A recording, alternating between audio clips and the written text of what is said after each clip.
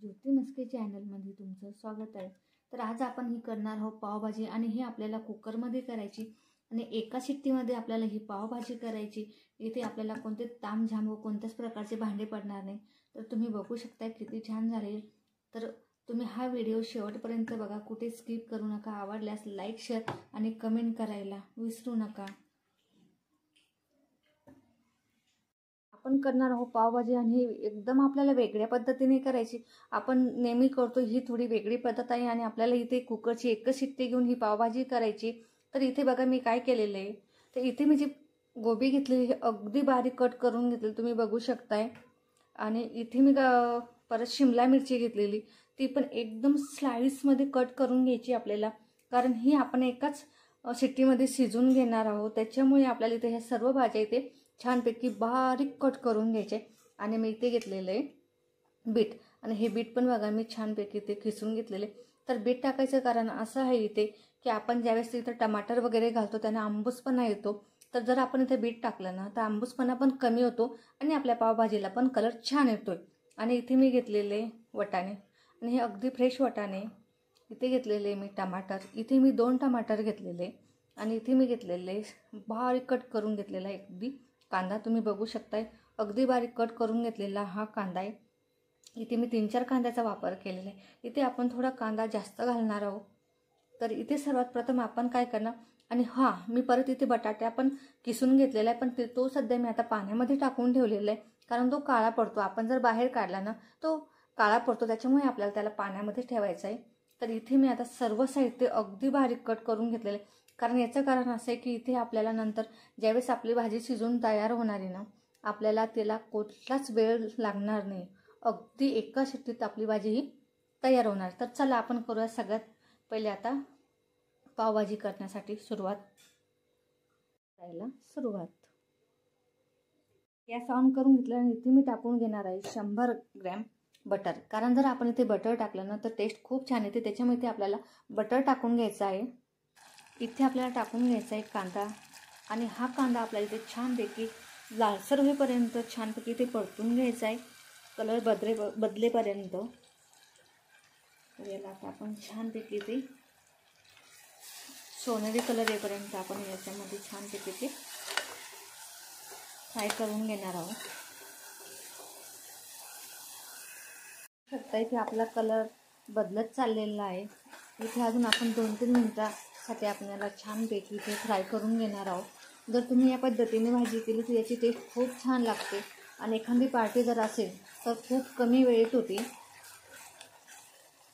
आता इथे मी टाकून घेणार थोडेसे मीठ टाकल्यानंतर आपला कांदा हा अगदी नरम होतो, त्याच्यामुळे इथे आपण मीठ टाकून घेणार आहोत आणि तो लवकर होतो, त्याच्यामुळे इथे मीठ टाकायला विसरू नका।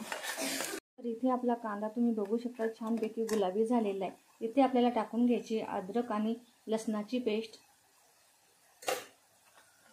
आता याला आपण छानपैकी परत इथे लालसर करून घेणार आहोत। आता यामध्ये आपण टाकून घेणार आहोत टमाटर, आणि या टमाटरच्या बी वगैरे जास्त मी इथे सर्व काढून घेतलेलं आहे। आता याला आपल्याला छानपैकी इथे शिजून घ्यायचं आहे।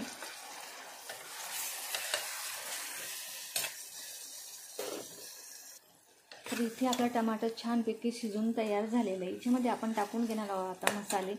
इथे मी टाकून घेणार पावभाजी मसाला, लाल तिखट,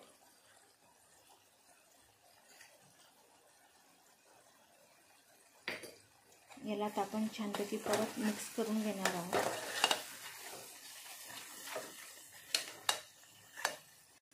इथे आपल्याला आपले मसाले छानपैकी शिजवून घ्यायचे आहे।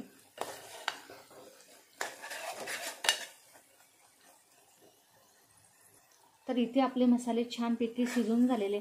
आता आपण इथे काय करणार आहोत, सर्व मसाले वगैरे एका साईडने करायचे, आणि इथे आपल्याला टाकून घ्यायचं आहे 1 चम्मच बेसन। तर हे बेसन टाकल्यानंतर काय होते माहिती का, आपली भाजी अगदी घट्ट होते आणि एक संघ होते। त्याच्यामुळे तुम्ही ते 1 चम्मच बेसन टाकायला विसरू नका। तुम्ही बघितल्यासारखी हॉटेलमध्ये वगैरे जाता ती भाजी किती छान लागते, घट्ट घट्ट असते, तर तिथे 1 चम्मच बेसनाचा वापर केलेला असतो। तर तुम्ही ते बेसन टाकायला विसरू नका, नक्की टाका।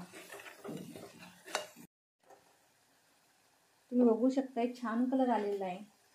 शिमला मिरची आता इथे मी सर्व टाकून घेणार आहे.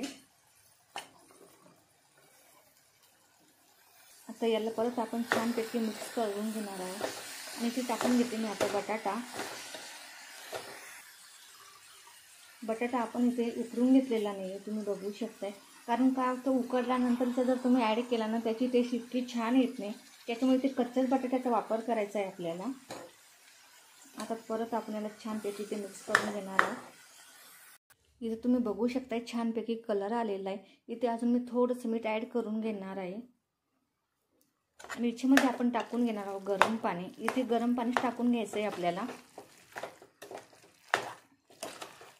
बघू शकताय तुम्ही छानपैकी ते.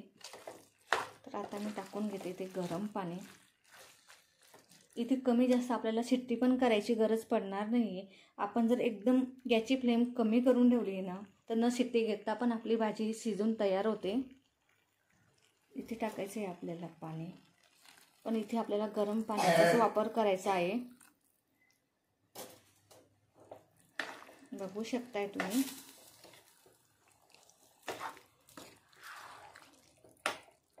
गरम पाणी ॲड करून घेतलेलं आणि इथे लावून घेणार मी आता कुकरचं झाकण. तर इथे आपल्याला अगदी कमी गॅसवर म्हणजे गॅसची फ्लेम अगदी कमी करून आपण इथे एक शिट्टी न घेता पण ही भाजी तयार करू शकते. इथे 15 मिनिटासाठी आपण आता याला छानपैकी इथे गॅस ऑन करून शिजून घेणार आहोत. आणि इथे आपल्याला 2-3 म्हणजे आपल्या गॅस कुकरमधली जो वाफेने ती काढून घ्यायची आपल्याला. तर इथे मी वाफ काढून घेतलेली आहे, तुम्ही बघू शकता. आता आपण याला ओपन करून घेणार आहोत. आणि इथे तुम्ही बघू शकता आपली भाजी छानपैकी ते तयार झालेली आहे.